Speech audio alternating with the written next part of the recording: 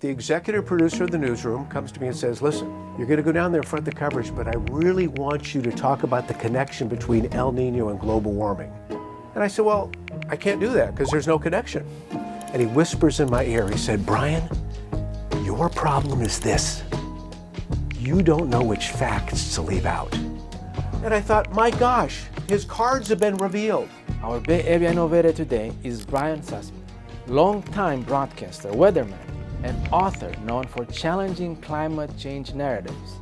In this conversation, Sussman traces how the modern climate movement took shape, examines its media origin, historical context, and what he sees as ideological parallels with political systems that prioritize control over individual liberty. He breaks down the science behind climate models, CO2, and historical climate cycles, and explores the broader implications of ESG and climate-driven policy on everyday life. This is Bay Area Innovators, and I'm your host, Steve Espas. Brian, welcome to Bay Area Innovators. This is a great honor. I just want to tell you that. I am such a huge fan of your media group. My wife and I have been subscribers to the print version of the Epoch Times forever. And we're on the same page when it comes to how we see the world. Mm-hmm. I really appreciate that. We thank you very much. And it's great to have you here. You've been a meteorologist. You've been the weatherman. And you talk about, you challenge the narrative of climate change and before global warming. And you're not the only one. There's right. Many people. But what I find different from your approach is how you connect the climate change narrative with communism. Yes. And that's something that I haven't seen much of. So can you tell us, let's start with that. Like, what's the connection? When you look at the first Earth Day in 1972, I believe, 70 or 72, it occurred on April 22nd. On that particular April 22nd, Vladimir Lenin would have been 100 years old. That's the very first Earth Day. And then when you look at the characters behind Earth Day, these were all fellow travelers. These were all people who were American citizens, but they were dyed-in-the-wool communists. For me, that's where it all starts. But at the end of the day, when you look back on Friedrich Engels, Karl Marx's writing partner, this is in the 1800s. These people loathed capitalism. They loathed industrialism. They loathed people gaining wealth and enjoying their freedom. They loathed all of that. Friedrich Engels wrote a, quite frankly, brilliant piece in terms of his descriptive words, saying that someday, because of industrialization, there would be massive amounts of pollution, and that pollution would disallow the sun's rays from coming to the earth, and the earth would freeze into a ball of ice. That was all because of industrialization. So in the late 1800s, here's Karl Marx's writing partner, Friedrich Engels, talking about global cooling. They've been at this game for a long, long time, and that's why I write about it. So what's the connection now? Like, how do you see the actual connection in observing the activities of the climate change? Well, there was a gentleman who was, John Locke was his name, in the 1600s. He was an English philosopher. And John Locke was the guy that America's founders looked at to come up with this idea of having a country based on life, liberty, and the pursuit of happiness. Yes. And we can break that down in just a moment, and I will. But John Locke talked about the earth in a brilliant paper called Concerning Human Understanding. And he said, the earth has been given to mankind by a higher power, by God, to support mankind and to provide mankind with happiness. Well, the communists don't want you to support yourself. They want to support you. They don't care about your happiness. In fact, they laugh at the idea of happiness. They want you to be their subjects. And so forever, I think the most clever, deceptive plan that they have come up with has been to use the fear of global warming, the fear of global cooling, the fear of climate change to bring us into a point of submission whereby they can control us. Now, what was your starting point? How did you get involved in the weather looking at the climate change or global warming issues. Right. So how does my activities as a certified meteorologist lead me to life, liberty, and the pursuit of happiness? It's really interesting. I was a television news director, so I managed right out of college. I went to the University of Missouri, which has had at the time a tremendous journalism school. Now it's a brainwashing institution. They teach their students something that's very interesting, and that's which facts to leave out. That's what they do at journalism schools now. They teach you how to cleverly determine which facts to leave out, because they all have an agenda, and I'll talk about that in just a moment. But I went to the University of Missouri when it was a real journalism school, and I graduated from the University of Missouri, and I'd been working in a television newsroom while I was going to school, and upon graduation, the owner of the TV station said, "Hey, you would be a great guy to manage my newsroom." And I thought, wow, what an opportunity. I'm way over my head, but I'll do it. And so I was the youngest television news director in the United States at that time. This is in the late 70s, long time ago.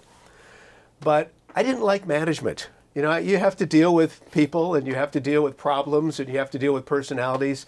I would watch our weather guy stand before those maps, and he was always happy. He had a big smile on his face. Didn't matter if it was storming or what. He always was a happy guy, and I thought, that's the job I want. I don't want to have to manage people. It's too difficult. So I went back to school and got a degree in meteorology, and then became a weatherman.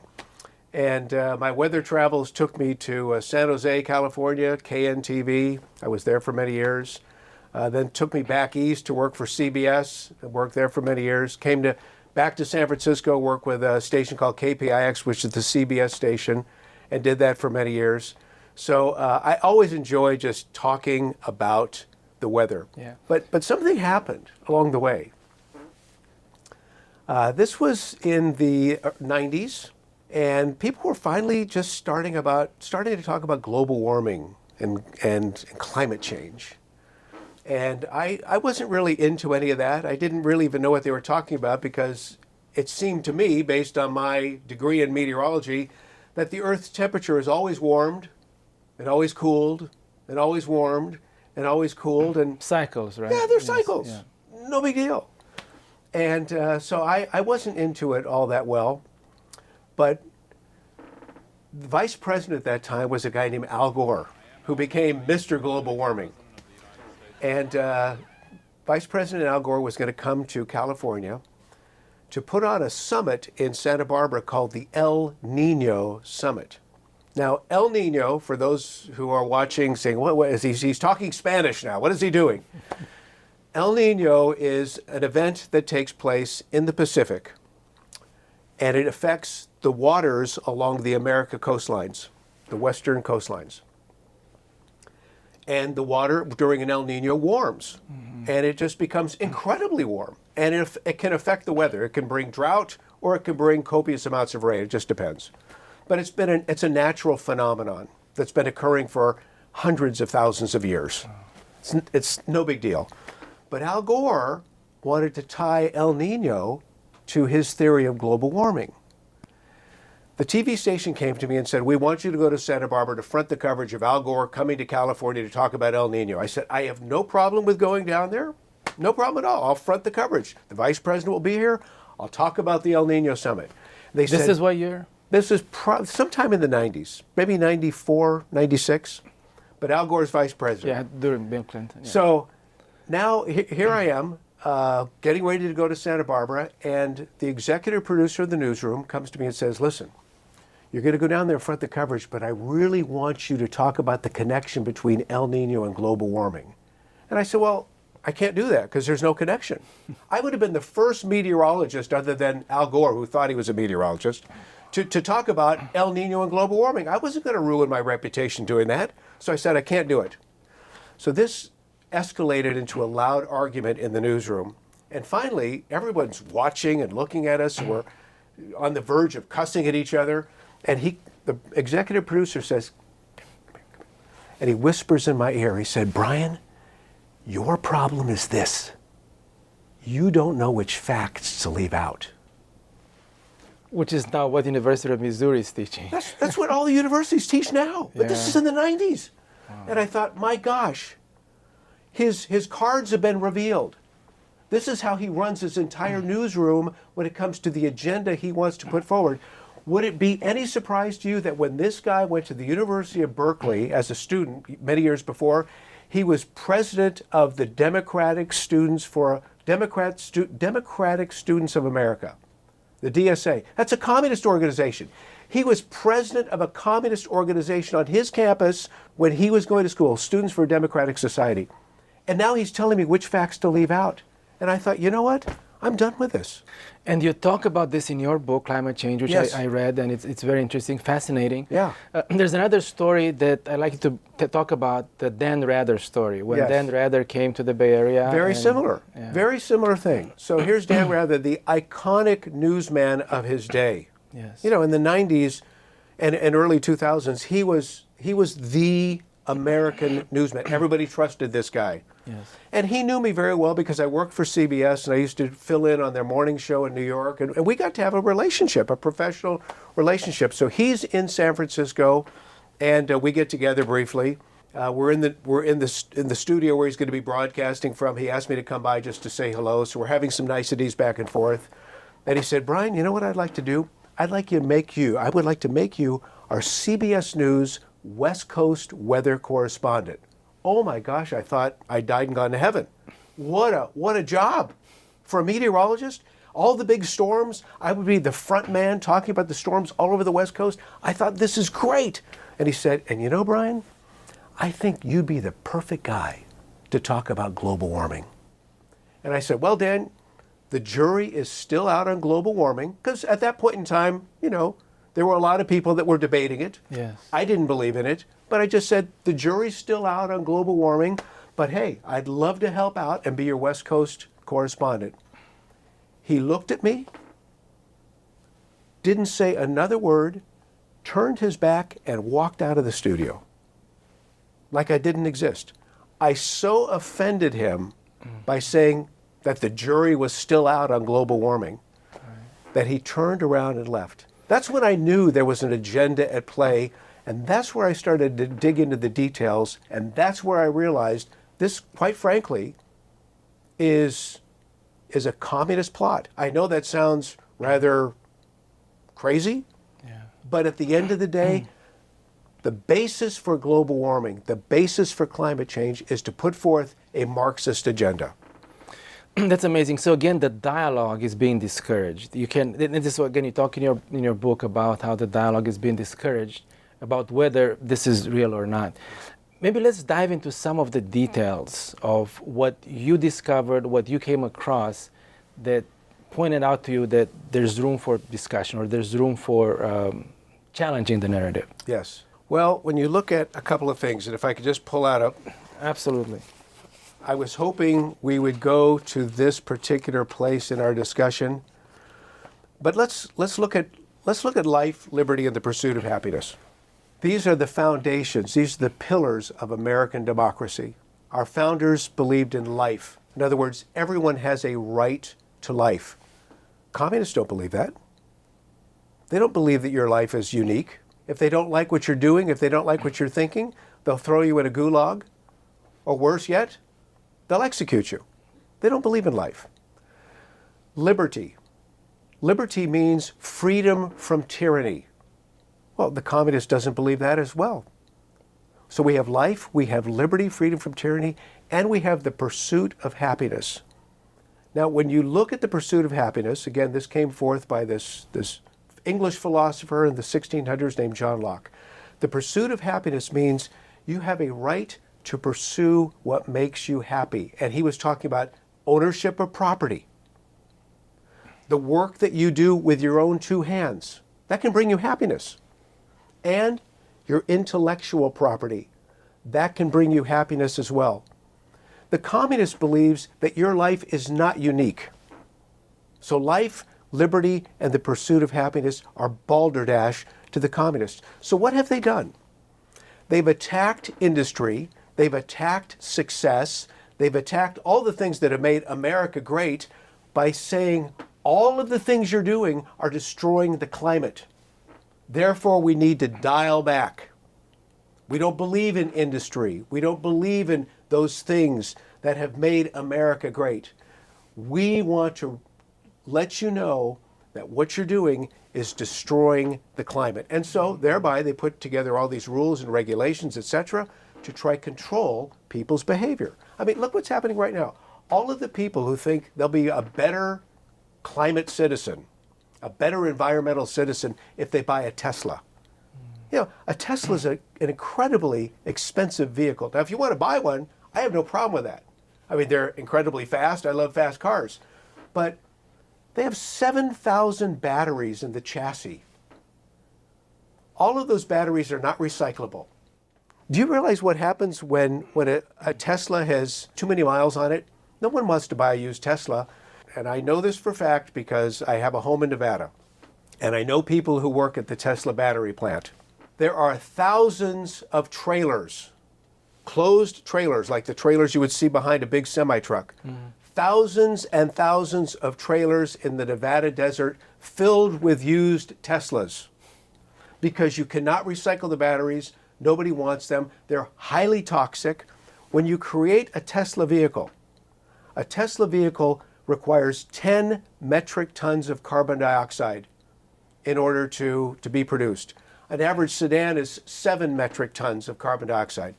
They put out more carbon dioxide during the manufacturing than a regular car. And guess what? When you plug them in, 85% of the energy that goes in to recharge one of those batteries comes from fossil fuels. It's ridiculous. They are polluters, if anything. But people are jonesing to get one. They're dreaming to get one. They want to be a good environmental citizen, so I've got to have the Tesla. It's ridiculous what we're doing in terms of the brainwashing in this country. And of course, not just the Tesla, there's so many other electric cars that will jump at the bandwagon. Let's talk about how we got there. So, you know, we were in the 60s when the smog was huge in LA, the waters were dirty, and there were things that were happening to clean these things up. And that was a good thing, right? And then something happened after that changed things around. Sure. Nobody wants pollution. I mean, nobody wants pollution. We all want a pristine environment. There's no question about that. I think one of the things that happened in America was we had a president at the time who, Tricky Dick, we called him at Nixon. But he was Nixon. Yeah. But he was tricky. Yeah. And Richard Nixon was a tricky guy. Well, in order to appease the left, because the environmental movement was really starting to uptick in the 60s and the early 70s, in order to appease the left, and he was good at making friends on the other side of the aisle, he created the Environmental Protection Agency. It was an executive order. He did it all by himself. He created the Environmental Protection Agency. And the Environmental Protection Agency started to go left very, very fast. And it was in fact filled with leftists at the time. And they saw this as their opportunity to take down America. Along the way, they came up with what I call the designer pollutant, CO2. CO2 is a requirement of life, carbon dioxide. Carbon is the backbone for all living things. Carbon dioxide is good. It's not bad. But it was deemed as being evil through works by the Environmental Protection Agency and other leftist organizations, and it suddenly became the bad guy. Carbon dioxide is a necessary component of the Earth's atmosphere. Carbon dioxide is cyclical. It starts in the Earth, and the carbon dioxide over thousands of years goes up into the sky. It rains back into the oceans. Carbon dioxide comes from volcanoes, much more than humans could ever put out into the atmosphere. Volcanoes, smoldering peat bogs, fall leaves that disintegrate. That's all carbon dioxide going to the atmosphere. Nature creates more of it than humans could ever do. And there's a cycle for it, just like the precipitation cycle. But it's been deemed as evil. And it's been one of the greatest tricks ever played on mankind. It's a natural component of our atmosphere, and we act like it's poison. So you're saying that happened because of control. By controlling this or saying it's evil, now we have to counter it, so we're going to control the industries, control aspects of everyone's life. Yes. And so what happens? There's regulations because the communist doesn't want to see, they don't want to see people thriving. They don't want to see people successful. They don't want to see people use their success to enjoy their lives and share it with other people. And so what they've been able to do is deem pollution, CO2 in particular, as evil. So what are they doing now? They have something called net zero. Net zero. We're going to go to net zero. Net zero means you're going to live a lifestyle where your energy is going to be coming from sources that don't involve carbon dioxide. So in other words, windmills, solar power. But the amount of carbon dioxide that is produced to create a windmill, and by the way, all this, for the most part, is being made in China. Yeah. So, China's in on this. China's making so much money off of this. The solar panels primarily come from China. Yeah. And they're just absolute pollution machines. To create these things, so much CO2 is expended into the atmosphere, and it's so much dirty pollution is expended into the atmosphere. China doesn't care about that. They're looking at the opportunity to make money for their party. Not for the people, for the party. And we believe that, these windmills are so luxurious. The solar panels are so wonderful. And again, 85% of the power generated in the United States of America comes from fossil fuels. We will never be able to rely wholly on these windmills and solar panels. Now, I want to touch a bit of your story, how, you grew up in the United States, so you don't have a direct exposure to communism like many of us do. How did you get to this understanding of the evilness of communism and how it affects people in the United States? Well, this is why when I hear your story, and I hear the stories of everyone who works for this organization, I choke up. I get teary-eyed.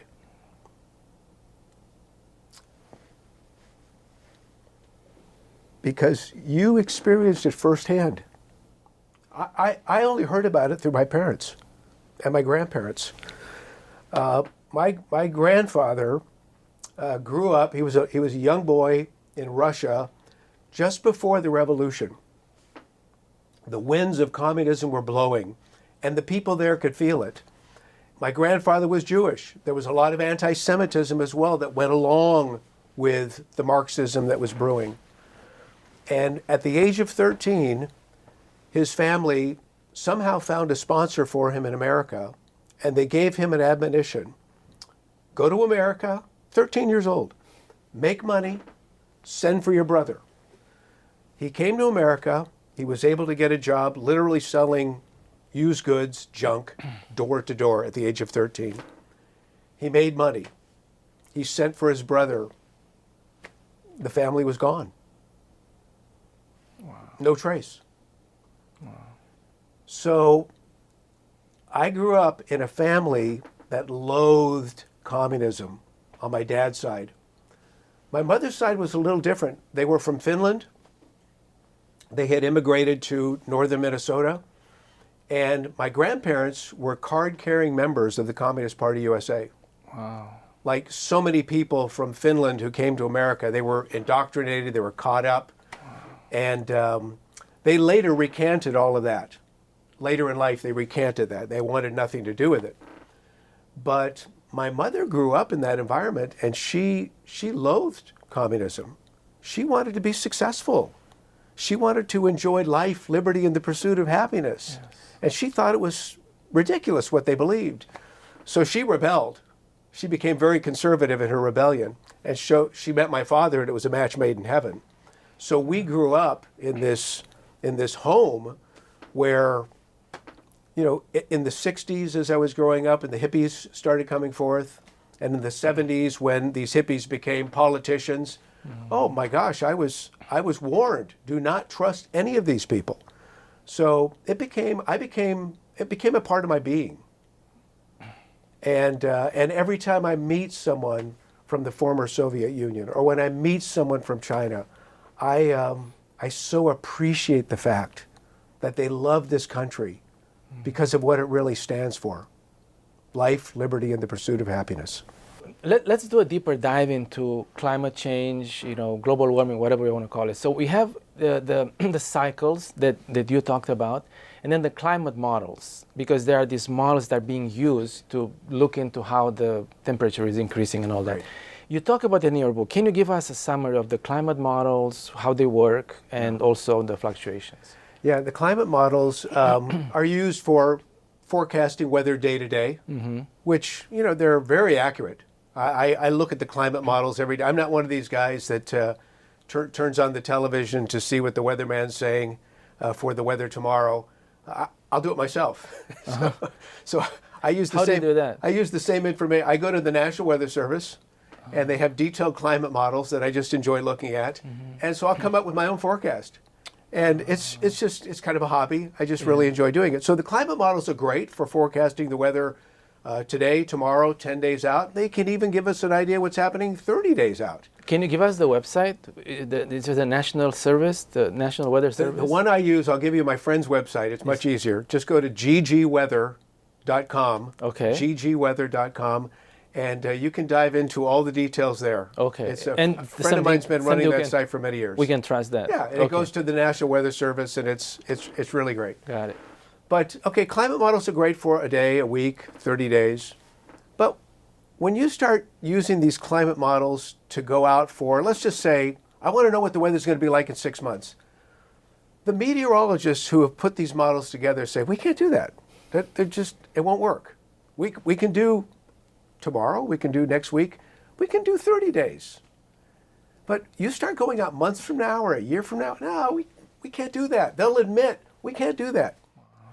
And then you speak of this as someone in that field. Yes. So, okay, I just want to clarify that. So the climate models are not able to do that. But we have all of these PhDs working at colleges around the country and working for leftist think tanks who say that somehow, even though I can't trust the forecast for 30 days from now, I mean, literally, what if somebody said, Brian, I'm planning my vacation in 30 days. Can you tell me what the weather's going to be like? I'd be foolish to try. That's stupid.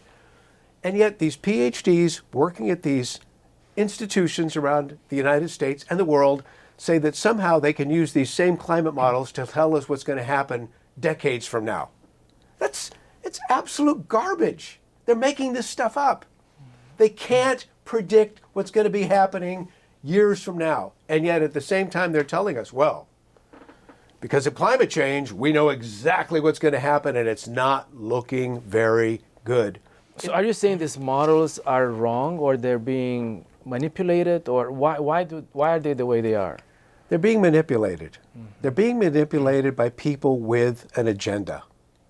Now, okay, the biggest storms on Earth are hurricanes. They're the monster storms, and if anybody should be able to predict a hurricane, they can't be predicted.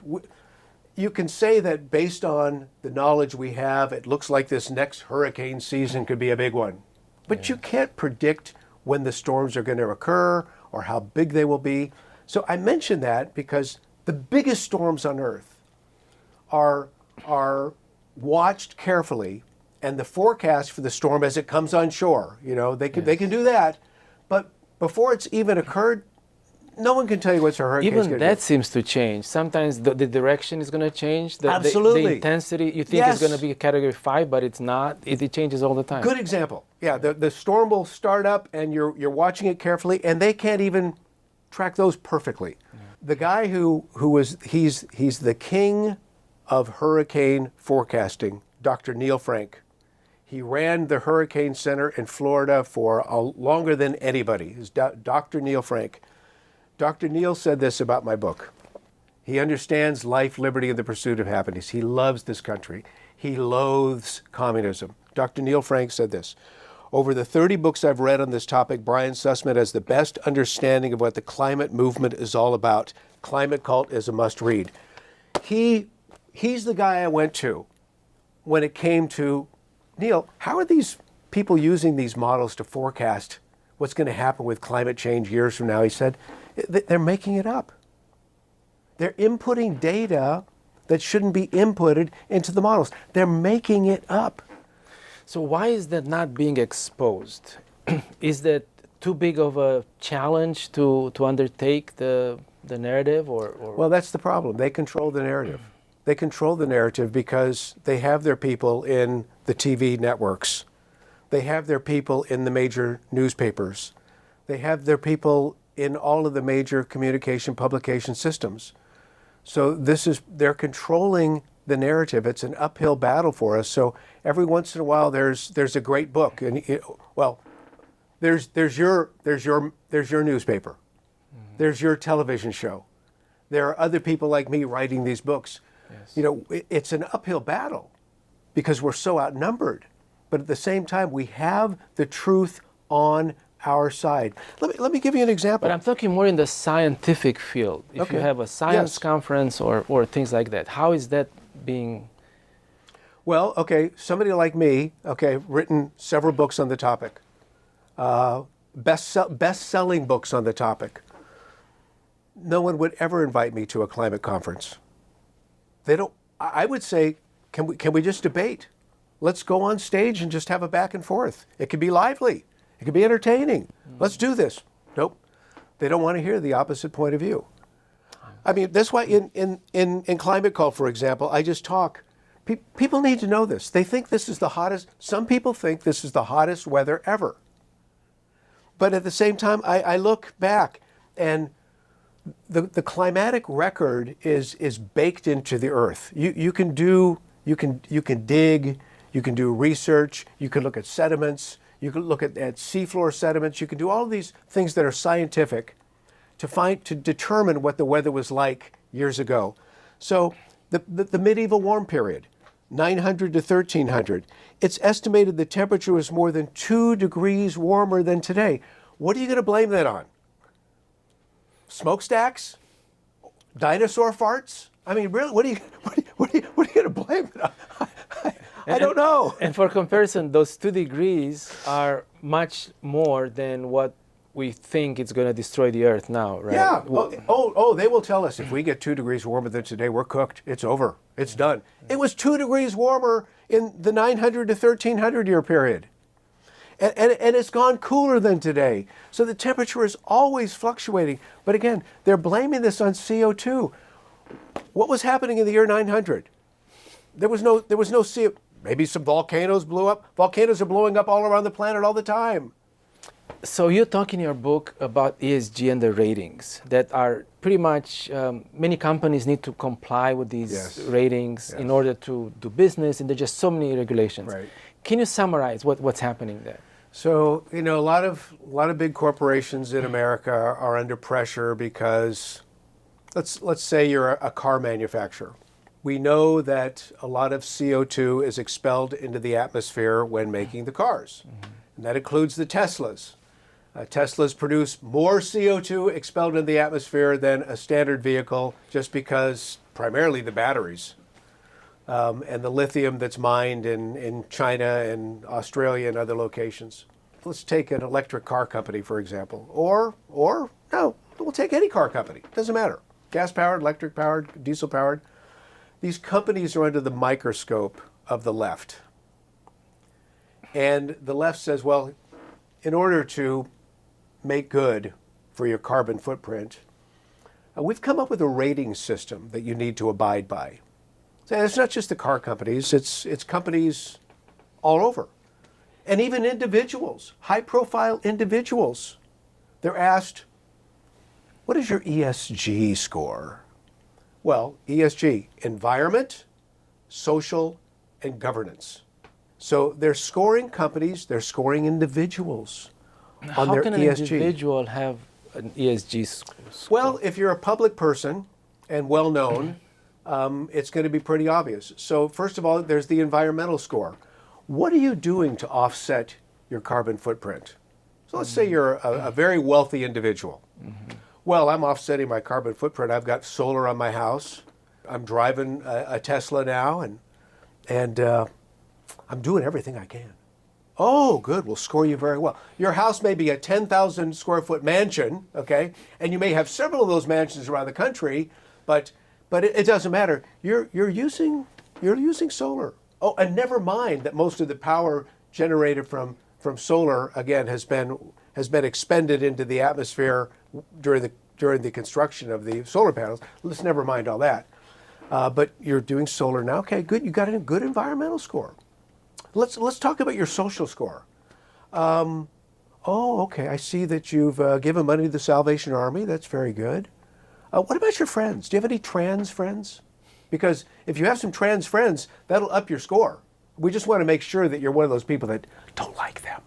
Okay, good. You have lots of friends that are like that. Okay, that increases your social. What about your governance? Your governance. Now, this primarily applies to corporations, but it can apply to individuals as well.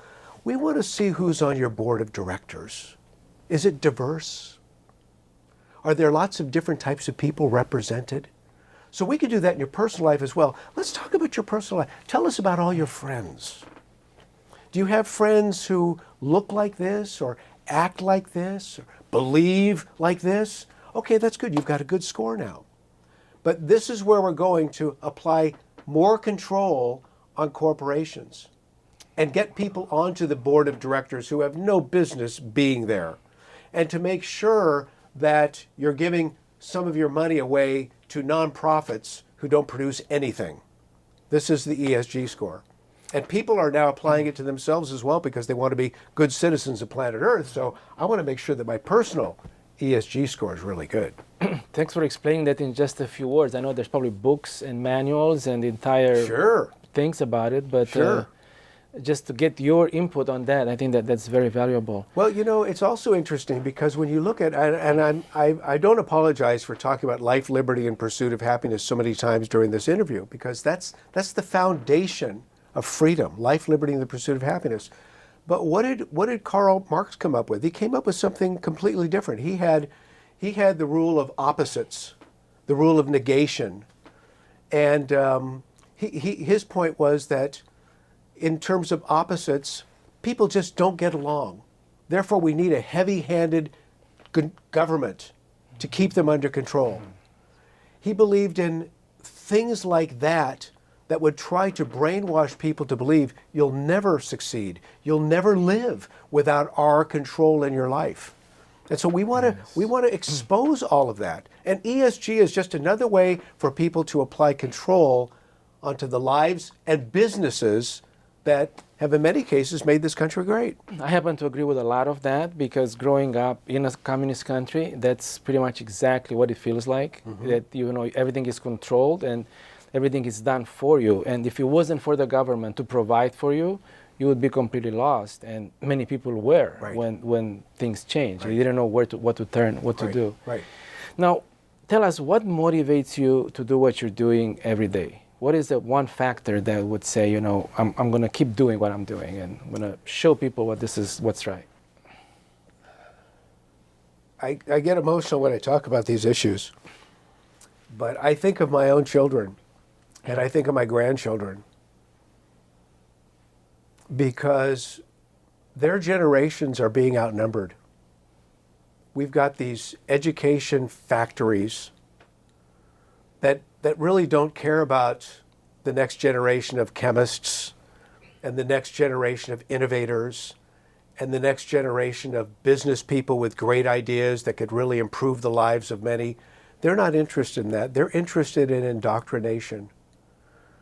And something we talked about prior to coming on the air here, it was Lenin who said, "Give me a child for 8 years and I'll make them a Bolshevik forever."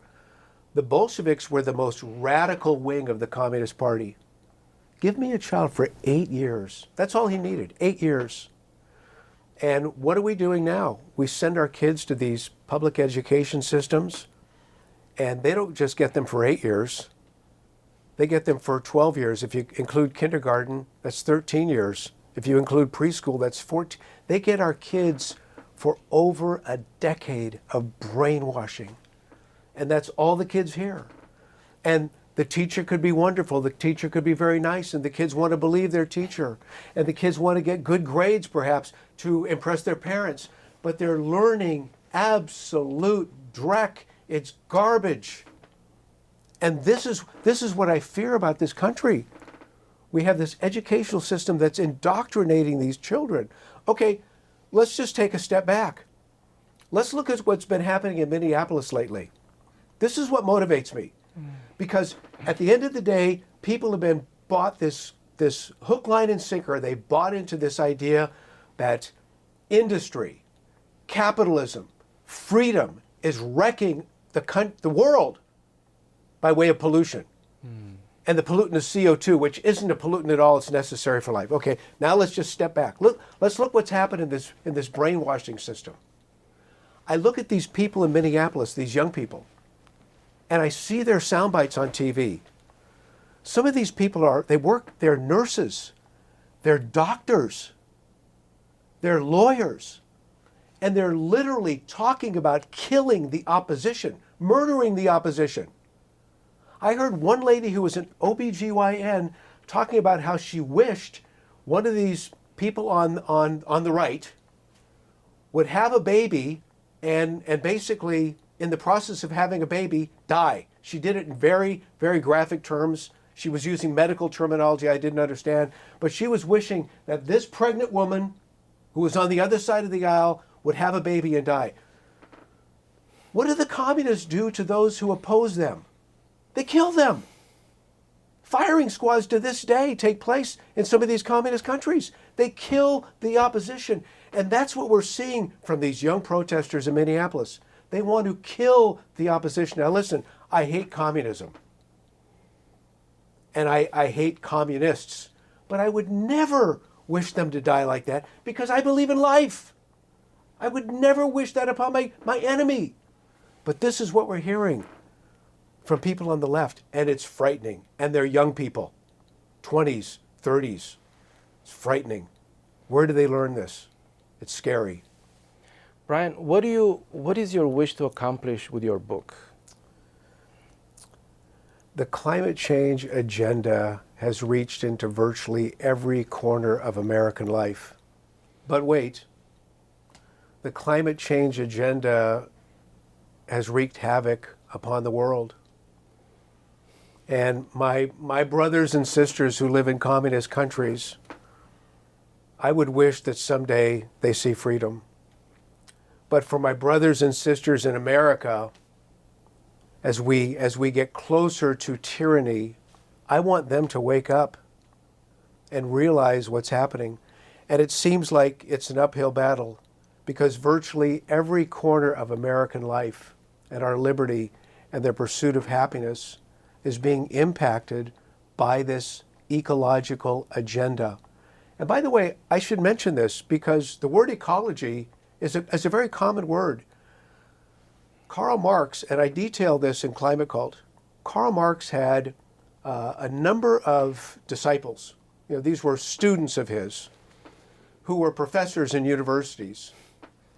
And it was one of these professors who came up with the idea the environment could be our best weapon to usurp freedom, liberty, capitalism, industrialism. It could be our best weapon. And he coined the term ecology. So it was a Marxist disciple, a direct disciple of Karl Marx, one of his friends, who came up with the word ecology. It would just be a very clever word that could be used to put forward an agenda.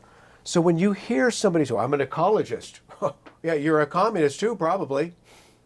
That's the word that's been used. But I'm going to turn to the last page of my book. Marxism, without any doubt, has taken firm root in America. And as you've discovered, one of the many weapons being used to pummel us into submission, because you lived in a communist country, they pummel you into submission. And if you dare cross that line, you could be executed. They're pummeling us into submission with a climate agenda. And let me just say right now, an ecological agenda. I deeply believe we're at a critical point in history where such an awakening is needed more than ever, allowing people to step out of the clutches of indoctrination and see the world afresh. We need to step back and get out of this intoxication of indoctrination and be able to see that we've been played like a cheap fiddle. We need to wake up And we need to reclaim the United States of America, quite frankly, before it's too late. Again, I look at this young generation, and they've been so indoctrinated that it's frightening. And that's what we need to do. We need to step up. We need to become educated through books like mine and many others. And we need to share the good news, because it is good news at the end of the day. We can win this battle because the truth is on our side. I think, Brian, we thank you so much for your time. I think the message that I get is that, first of all, it's a dialogue. Allow for a dialogue. Yes. Don't shut down, don't censor, don't stop the people who want to question things. Let at least a dialogue discussion happen before you make a decision. Yes, because they want to shut down the discussion. They don't want a discussion. Yes. I want a dialogue. And that's what programs like this do. You know, this program's available for anybody who wants to watch it. It allows for a dialogue. It allows for a stimulation of thought. That's what we need for the truth to win. Let's look at the optimistic side, and how can this improve? How can this become a positive thing in society? How can this whole effort change into a good one? I'm not talking about climate change, of course. No, but I'm reminded of something we had talked about in a previous conversation. When you were a youngster in Romania, and I have a friend, a very dear friend who I speak to every week. He lives in Bulgaria. So you were in the same region of the world at the same time during communism. And he shared something with me that you shared as well. He would listen to Radio Free Europe on just a little transistor radio. He'd tune it in and he'd listen and he'd hear the truth. Yes, yes. And it gave him a sense of excitement, and it gave him hope. So I believe that we need to find ways within ourselves to gain hope. I look at the founders of the United States of America. They had their own evil empire they were fighting at the time, and that was Great Britain. Great Britain wanted to slaughter them. In no uncertain terms, they knew they were outnumbered. They could never defeat such an army, but they remained hopeful.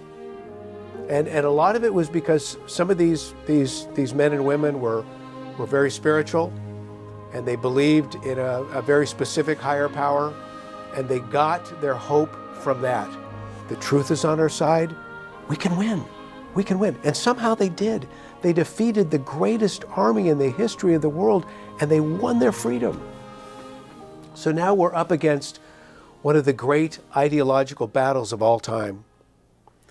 And it involves communism, and it involves the climate.